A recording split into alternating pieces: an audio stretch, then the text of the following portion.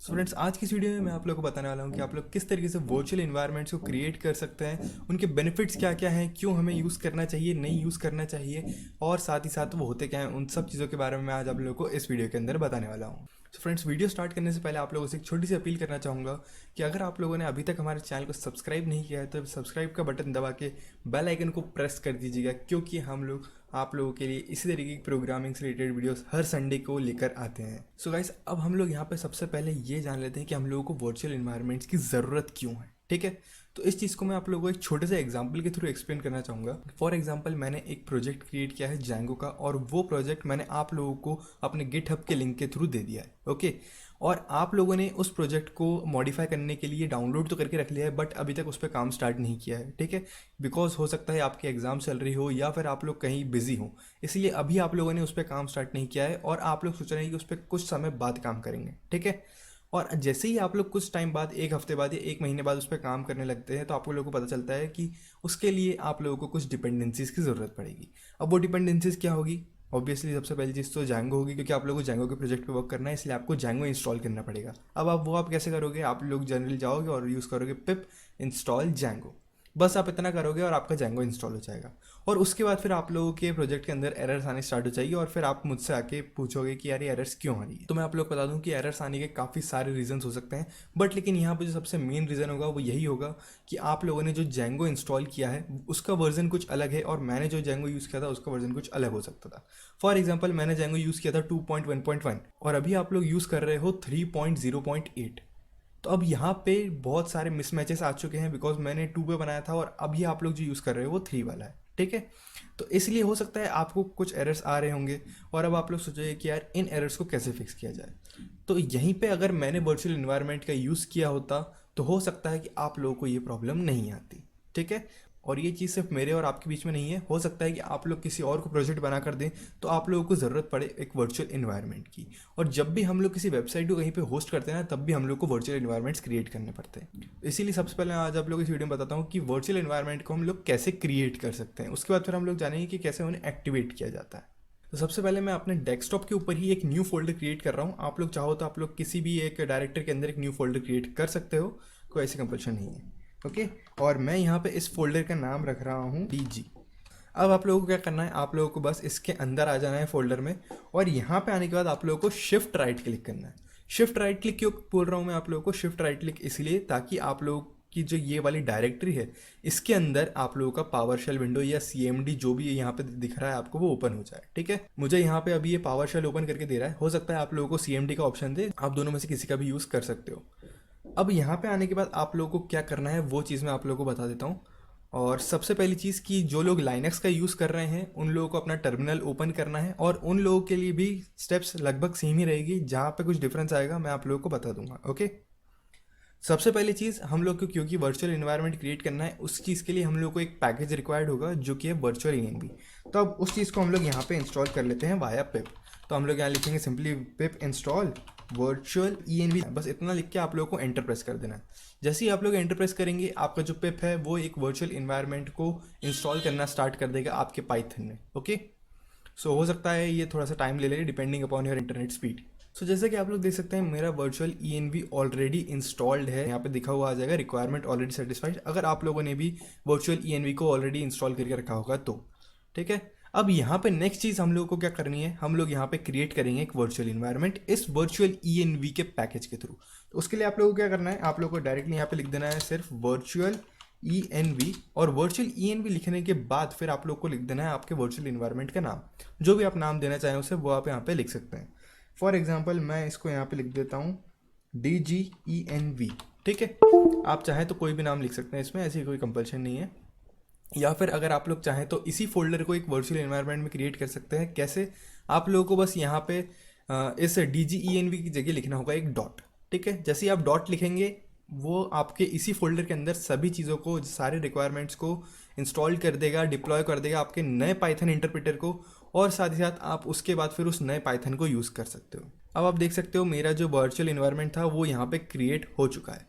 अब यहाँ पे बाकी सब कुछ क्या लिखा है उस चीज़ पे आपको ध्यान नहीं देना है, आप लोगों को सिर्फ इस बात पे ध्यान देना है कि मैं यहाँ पे क्या कर रहा हूँ। ठीक है, मेरी स्टेप्स को आप फॉलो करते जाइए, कुछ भी आगे पीछे मत करना, वरना आप लोगों को प्रॉब्लम हो सकती है।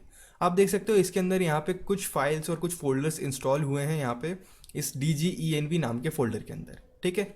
अब यहाँ पे ये सब क्या है, ये आपका नया पाइथन इंटरप्रेटर इसके अंदर इंस्टॉल हो चुका है, ठीक है। आप देख सकते हो यहाँ पे स्क्रिप्ट्स नाम का एक फोल्डर है जिसके अंदर काफ़ी सारी फाइल्स हैं, बट हम लोगों को सिर्फ मतलब है अभी यहाँ पे इस activate.bat फाइल से, ठीक है। अगर आप लोग चाहो तो डायरेक्टली उस पर डबल क्लिक करके अपने वर्चुअल इन्वायरमेंट को एक्टिवेट कर सकते हो, या फिर आप लोग यहाँ पे एक छोटी सी कमांड लिख सकते हो जो कि है // आपका जो भी फोल्डर है उसका नाम आप लिख दीजिएगा, और उसके बाद फिर आप लोगों को यहाँ पे क्या लिखना है, उसके बाद फिर आप लोगों को यहाँ पे लिखना होगा स्क्रिप्ट्स, और स्क्रिप्ट्स लिखने के बाद आप लोगों को यहाँ पे लिखना है एक्टिवेट, ठीक है। इतना लिख दोगे तो आपका जो वर्चुअल इन्वायरमेंट है वो क्रिएट हो चुका है। आप लोग देख सकते हो यहाँ पे ब्रैकेट्स में लिखा हुआ आ रहा है। अब जो लोग लाइनक्स का यूज़ कर रहे हैं उन लोगों को मैं बता दूं, आप लोगों को यहाँ पे सोर्स कमांड का यूज़ करना होगा। कमांड्स की लिस्ट मैं आप लोगों को लेफ्ट साइड में प्रोवाइड कर दूंगा, आप वहाँ से देख के लिख सकते हो, कोई प्रॉब्लम नहीं है। और मैं आप लोगों को डिस्क्रिप्शन में भी वो सारी कमांड्स लिख के दे दूंगा एक बार, ठीक है, ताकि आप लोगों का टाइम बच सके। तो अब यहाँ पे तो हम लोगों ने वर्चुअल इन्वायरमेंट को कर लिया है एक्टिवेट, बट यहाँ पे अब बात आती है कि इसका यूज़ क्या है, हम लोग इसको यूज़ कैसे करेंगे। तो अब मैं आप लोग को बता दूं कि इसने एक नया पाइथन आप लोगों के इस फोल्डर के अंदर इंस्टॉल करके दे दिया है आपको, ठीक है। अब नया पाइथन तो इंस्टॉल हो गया है, बट यहाँ पे बात यह है कि हम उस पाइथन को यूज़ कैसे करेंगे। तो उस पाइथन को यूज़ करने के लिए हम लोगों ने यहाँ पे एक्टिवेट कर लिया है इस वर्चुअल इन्वायरमेंट को। जैसे कि आप लोगों ने अगर मेरी पिछली वीडियोस में देखा होगा तो मैं वहाँ पे यूज़ कर रहा था एनाकोंडा प्रॉम्प्ट को, जो कि एनाकोंडा का एक अलग से CMD बोल सकते हो आप लोग। तो वहाँ पे आप लोगों ने देखा होगा कि इस DGENV की जगह वहाँ लिखा आता था बेस, क्योंकि वहाँ पे जो बेस था वो एक वर्चुअल इन्वायरमेंट था, ओके। सो उसी तरीके से मैंने यहाँ पे आप लोगों को ये वर्चुअल इन्वायरमेंट क्रिएट करके बता दिया है।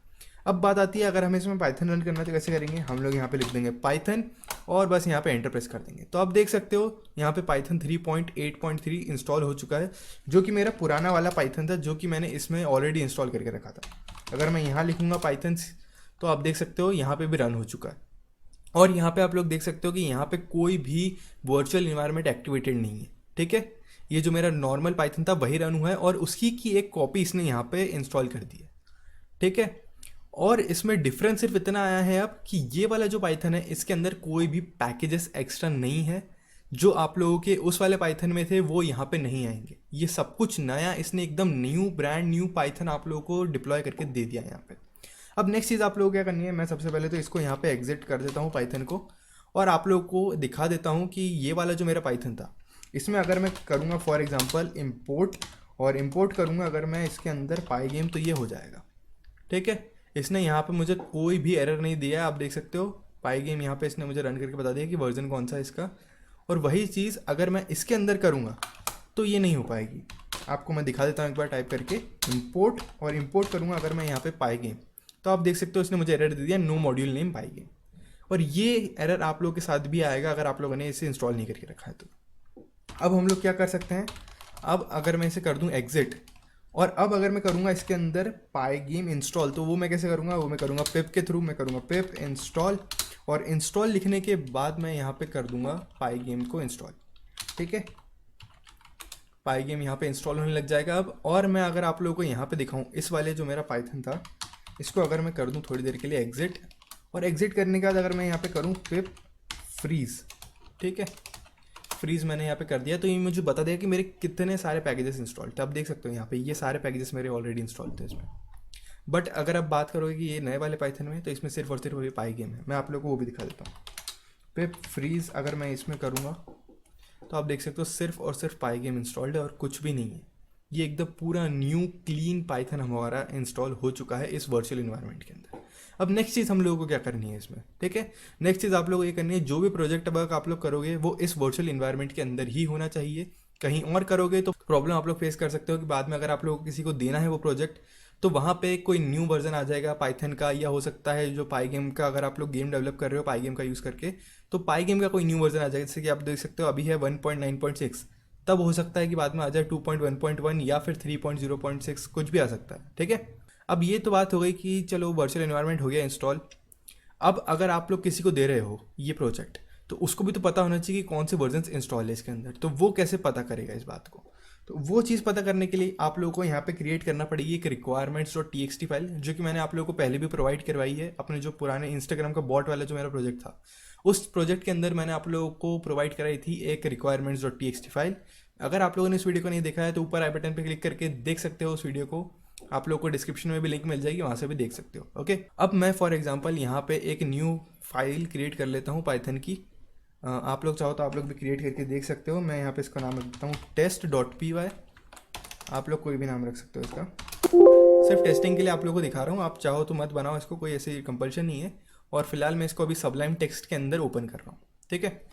इसके अंदर मैं यहाँ लिख देता हूँ इम्पोर्ट पाइगेम, और उसके बाद फिर मैं क्या करूँगा, मैं यहाँ लिख दूंगा प्रिंट, और प्रिंट के अंदर मैं यहाँ लिख दूंगा हेलो। बस इतना सा मैं इसके अंदर लिख रहा हूँ और कुछ नहीं कर रहा हूँ, एक बड़ा प्रोजेक्ट नहीं बना रहा हूँ। अब मुझे क्या करना है, मुझे इसके अंदर ये वाले इसको मैं क्लोज करता हूँ पहले।